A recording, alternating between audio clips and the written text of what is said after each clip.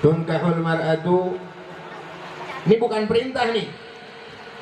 Ya, bukan perintah nih. Tunkahul mar'atu, biasanya perempuan itu dinikahkan. Tunkahul mar'atu, yang pertama limaliha. Limaliha, yang kaya.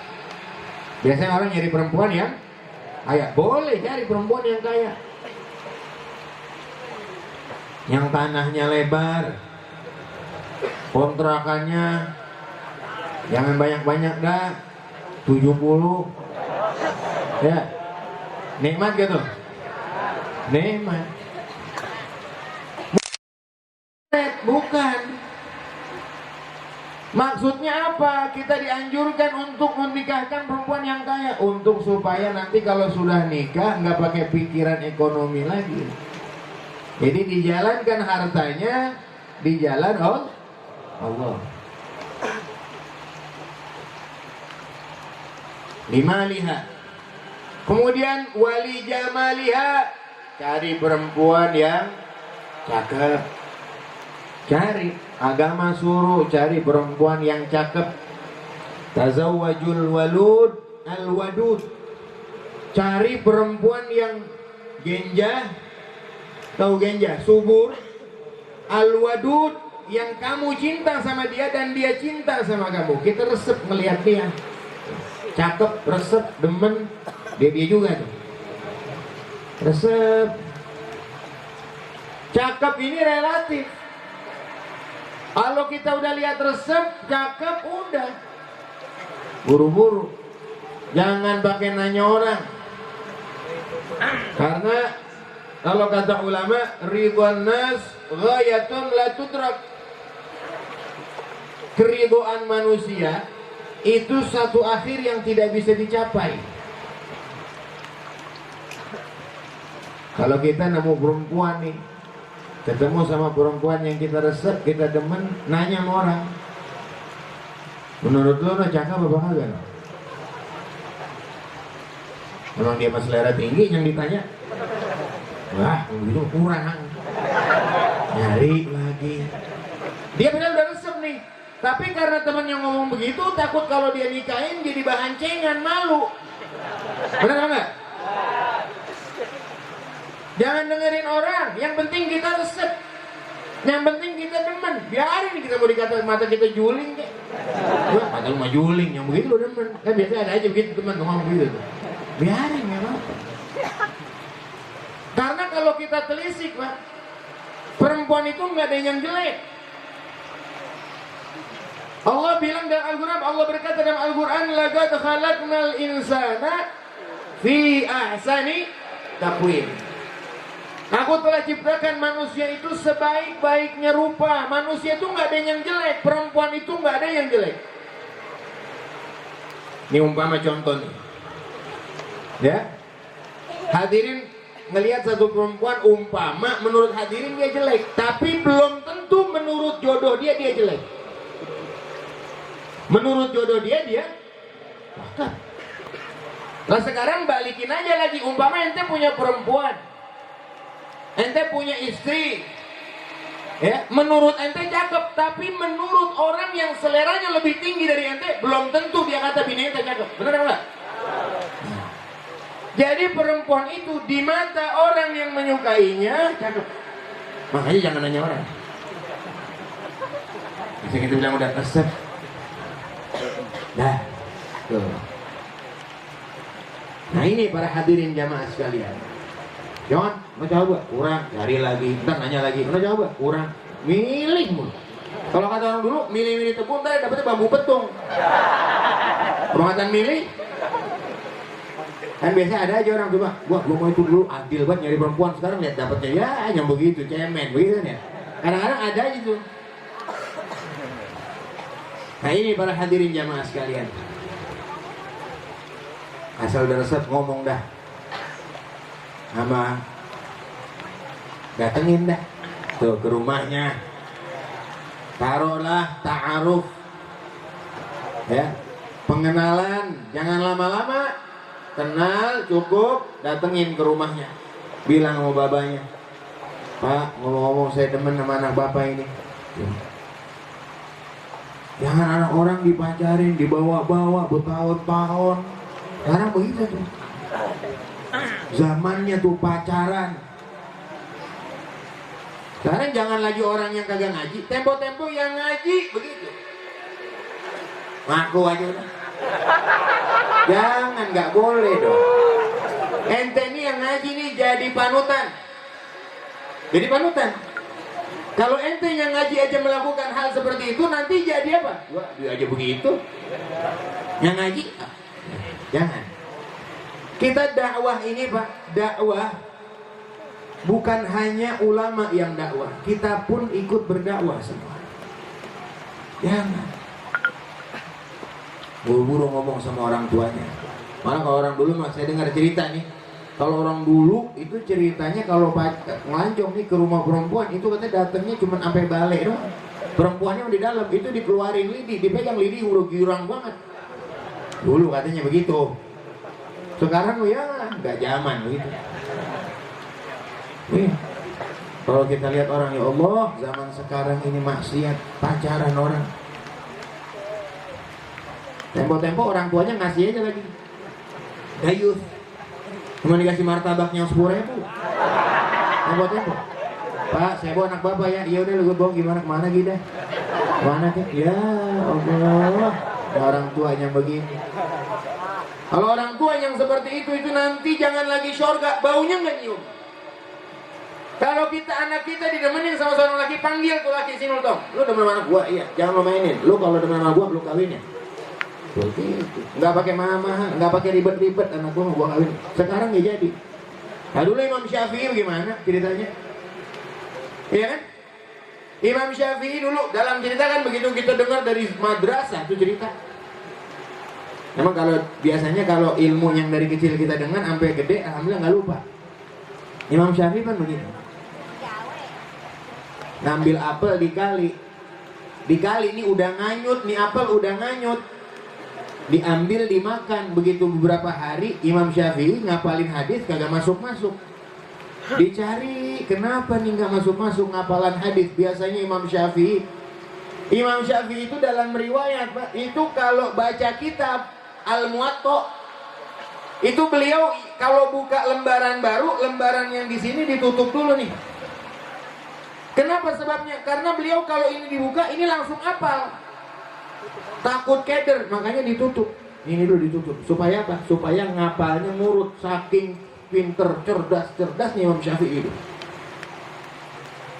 Nah begitu abis makan apelnya ngalir di kali itu dimakan sama Imam Syafi'i, tahu-tahu hafalannya beberapa hari nggak kuat. Kenapa dicari? Kenapa sebabnya? Oh nggak taunya sebabnya itu makan apel, nggak tahu apel siapa. Padahal waktu apel udah nganyut di kali, nyampunya kayak nyariin.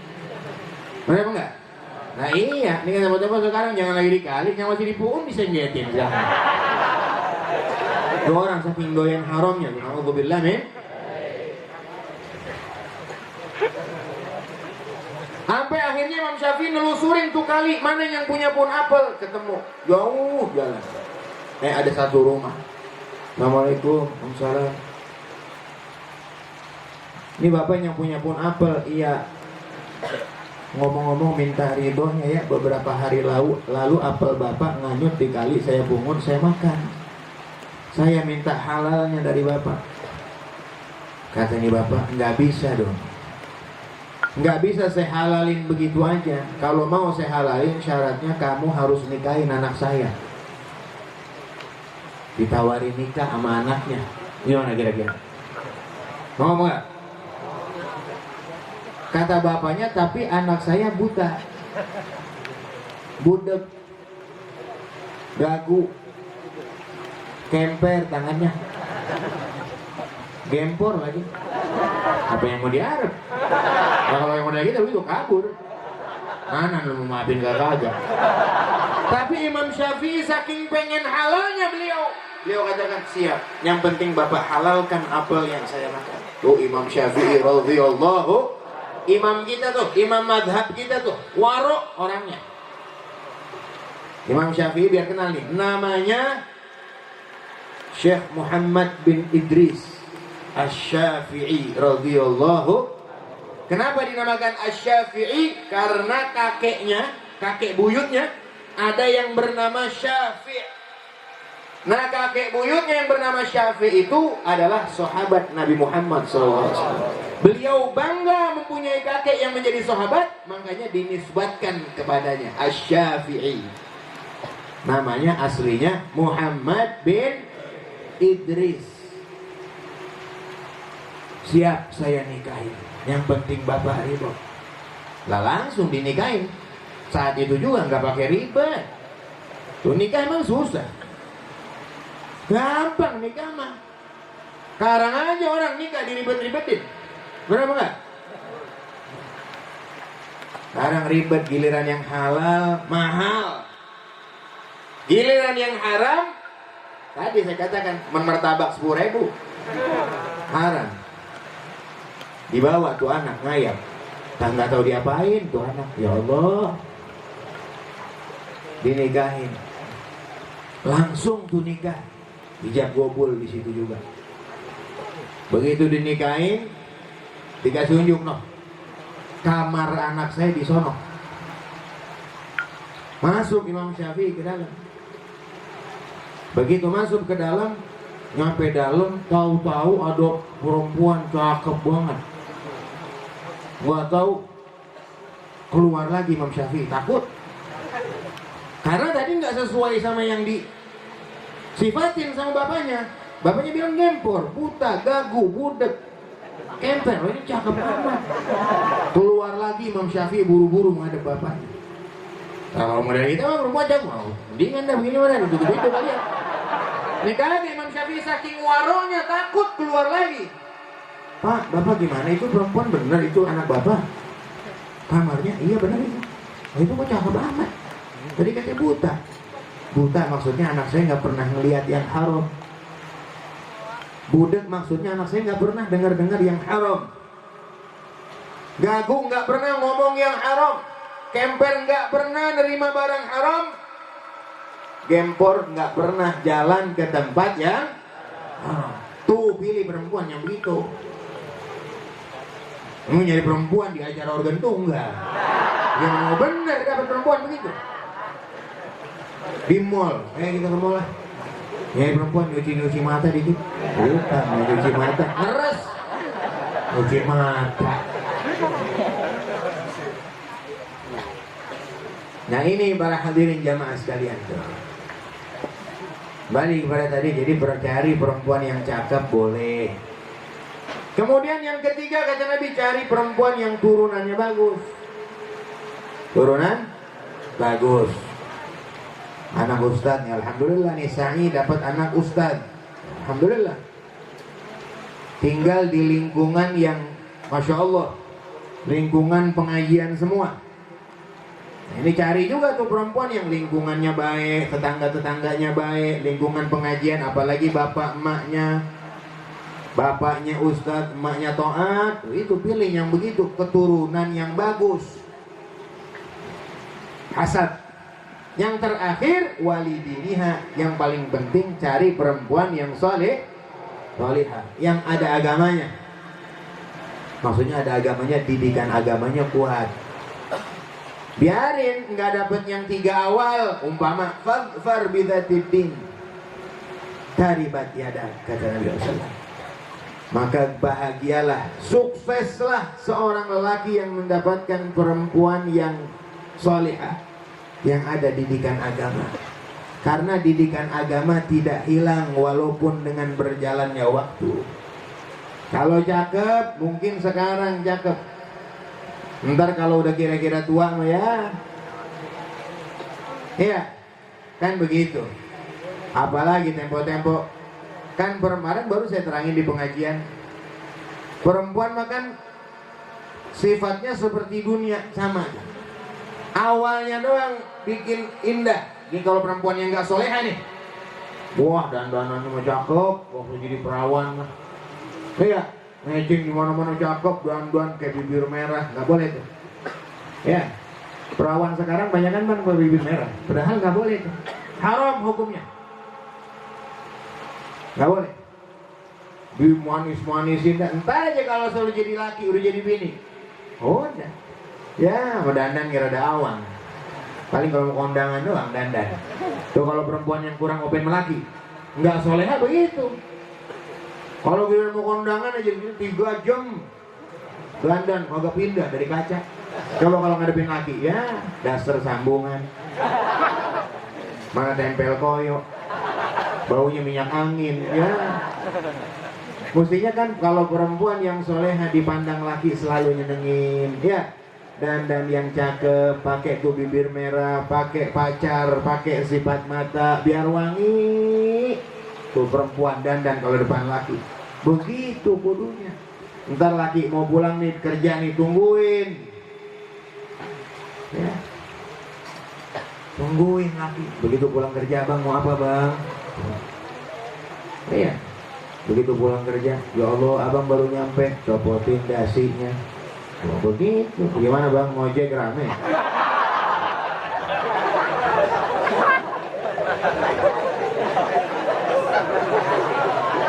Tungguin tuh, itu benar, bini benar begitu tuh. Tungguin, ya. Abang mau minum apa bang? Kopi, teh. Ya Allah, nikmat tuh dunia hidup. Nikmat, Nabi bilang, ad-dunya mata wa khairu mata'iha al-mar'atus. Dunia ini perhiasan, nikmat di dunia perhiasan, dan perhiasan yang menipu. Tapi sebaik-baiknya perhiasan adalah punya bini yang lah. Orang biar hidup sederhana, Pak. Hidup sederhana tapi punya bini soleha. Umpama pulang ngojek dapat duit 20.000, ngomong sama bininya, "Malo, gua dapat duit 20.000 ini." Emang bininya soleha, ya Allah bang, abang gak usah pakai mikirin. Alhamdulillah kita masih dapat bang 20.000. Yang lain ada yang ngojek dapat 10.000 bang. Yang penting saya mah abang sehat. Yang penting saya abang rajin ibadah. Alhamdulillah saya bersyukur dapat laki abang.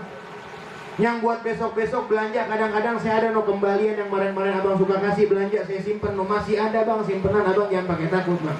Wah Allah, bininya begitu itu. Laki begitu nggak begitu, beleg ya jatuh ya. Yang begitu kalau belum mati ya dikubur tuh. Nikmat gak begitu? Nikmat gak? Nikmat. Abang capek, abang mau dipijit, abang mau minum bang. Yang kalau makan nungguin bini tuh, adabnya istri kepada laki begitu. Makan tuh tungguin. Laki ntar perlu apa-apa jadi gegawatan. Nah iya. Abang butuh apa bang? Tungguin di situ. Jangan laki minta makan, malu makan, ini doa sendiri apa? Omongan banget lagu. Ya Allah. Pulang dari mana-mana, ngojek, Assalamualaikum, Waalaikumsalam. Malu ini ngojek mendapat 20.000 ini. Gua, abang mau gimana sih bang? Emang abang kemana aja ngojek? Abangnya juga sih goblok ngojeknya bang, yang baik. Oh, so. Nikmat gak begitu? Biar kaya orang, kalau punya bini yang kagak soleha nggak nikmat. Nggak nikmat, tidak ada kenikmatan. Makanya cari perempuan yang soleha. Dari yang didikan pesantren, ada didikan agamanya, cari. Kalau perempuan mau nyari laki, mau nyari suami, cara itu cuma satu, cari calon suami yang bertakwa dah. Satu dari pesan Sayyidina Hasan tuh begitu. Zawijha biman yattaqillah. Nikahkan anak perempuanmu dengan lelaki yang bertakwa kepada Allah. Itu syarat perempuan kalau mau nyari yang bertakwa aja. Kenapa sebabnya? Karena Allah sudah janji dalam Al-Quran, kalau mereka bertakwa, in yakunu fuqara yughnihimullahu min fadli. Kalaupun mereka fakir, akan Allah berikan kekayaan. Itu yang jamaah pengajian, jamaah majelis yang adabnya bagus, akhlaknya bagus, begitu. Cari mah, neng tuh jangan nyari yang pakai anting, ya, yang ngetrek, anak geng. Kadang-kadang kan perempuan sekarang ada juling, makanya. Giliran yang begitu pada demen, giliran yang pakai koko rapi, jamaah pengajian rajin, ngajinya rajin, sholatnya ogah. Yang begitu ya kuno penampilannya begitu katanya. Nah ini para hadirin jamaah sekalian, alhamdulillah ya, tadi akad nikahnya sudah dilaksanakan. Kita doakan sekali lagi, mudah-mudahan rumah tangga keduanya, khususnya ini pengantin baru dan umumnya kita semua, rumah tangga kita biar dijadikan rumah tangga yang sakinah, mawaddah, warahmah, amin ya rabbal alamin. Dan yang belum nikah juga kita doakan mudah-mudahan biar dapat jodohnya, orang baik, yang solehin ketemu yang solehat, yang solehat ketemu yang solehin, amin ya rabbal. Dan juga Bapak Ustadz Masum yang besok akan melaksanakan resepsi, diberikan keberkahan oleh Allah Subhanahu wa taala, amin ya rabbal alamin. Sekian yang saya sampaikan, mudah-mudahan bermanfaat buat kita semuanya. Hadanallahu wa iyyakum ajmain. Wassalamualaikum warahmatullahi wabarakatuh.